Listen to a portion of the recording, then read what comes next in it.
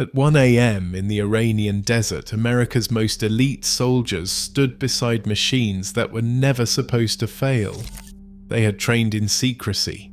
They had rehearsed the assault. They were the best the United States could send. And within hours, 8 of them would be dead. Not from enemy gunfire, not from an ambush, but from a chain of failures no one fully anticipated. This was Operation Eagle Claw, and it would reshape modern special operations forever.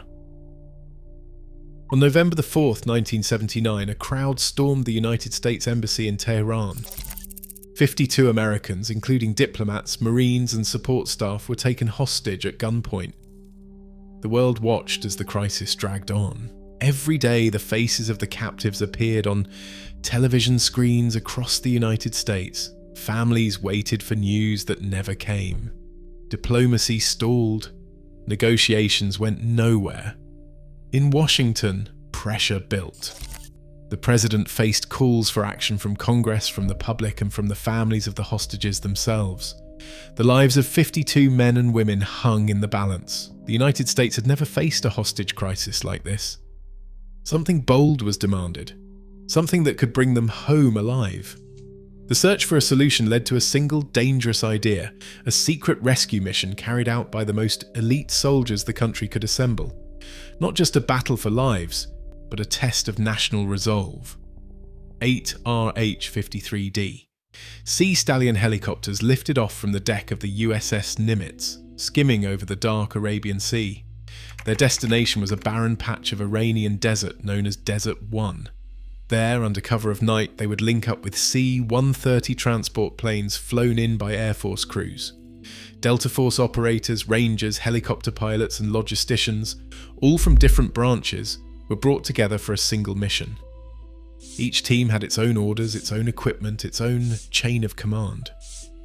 The plan depended on flawless choreography. Helicopters had to arrive at the rendezvous site on time. C-130 transport planes had to land, refuel and take off again in darkness. Rangers would capture a nearby airfield, clearing a path for the final assault. But everything hinged on numbers. At least 6 helicopters needed to arrive at Desert 1. Fully mission capable. Any fewer, and the rescue would be scrubbed. There was no margin for error.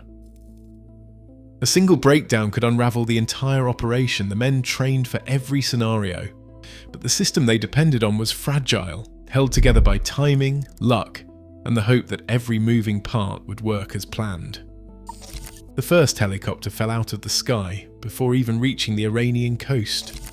A cracked rotor blade warning forced the crew to land in the desert and abandon the aircraft. 1 down, 7 left. The others pressed on, flying blind through a wall of dust. In the heart of the haboob, one pilot lost his instruments to sand and static, left with only a compass and instinct to guide him. He turned back to the carrier, unable to continue. Now 6. At Desert 1, a third helicopter arrived limping. Its hydraulic system was shot, no pressure, no control. The crew tried to fix it, but the desert offered no mercy, and the aircraft was declared dead on arrival. 3 machines lost. Each failure was different, none caused by enemy fire. The men worked in the choking dust, troubleshooting, improvising, hoping for a miracle. But the numbers kept dropping. With only 5 helicopters left, the mission's margin for error was gone. The abort call came down hard. With only 5 helicopters left, 1 below the minimum, the mission was over. Orders were clear, no rescue attempt, withdraw immediately. Crews scrambled to refuel and get out before dawn exposed them. In the chaos, a single misjudged hover changed everything. An RH-53D, blinded by dust and battered by wind, drifted into the fuselage of a parked EC-130. Metal tore. Fuel ignited. The night exploded in fire. 8 dead in the desert, not from enemy gunfire, not from an ambush. The casualties were American, 5 Air Force and 3 Marines, lost to a system that failed them before the enemy ever had a chance. Their remains were left behind, a stark reminder of what happens when elite skill meets broken machinery and fragmented command. The men were ready, the system was not. 8 lives paid for in sand and fire. The cost was permanent, the lesson unforgettable. The Holloway Commission, convened just weeks after the disaster, delivered a verdict that cut deeper than any single error or technical fault. The problem was not the courage of the men or the quality of their training, it was the system itself. Investigators found fractured lines of authority, each service answering to its own command, with no single leader able to direct all moving parts in real time. Logistics failed under pressure. Fuel trucks, spare parts, and even radio frequencies were split by branch, slowing every decision and response.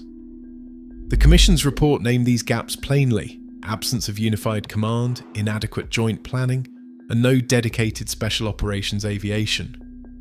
Congress demanded answers. The Pentagon could not explain why the best trained force in the world was left exposed by bureaucratic seams. The findings made clear: the loss at Desert One was not the fault of individuals, but of a structure that broke under stress. From the ashes of Desert One, the military rewrote the rules of special operations. Within months, Joint Special Operations Command was born.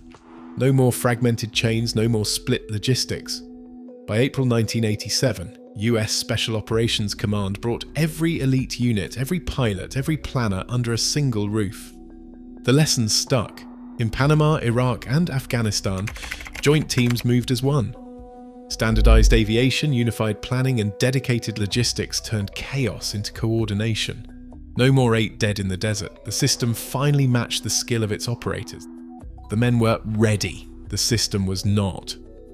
Today's Special Operations Forces exist because 8 died without firing a shot. Some victories are written in lessons. They were paid for in sand and fire. For more untold history, subscribe.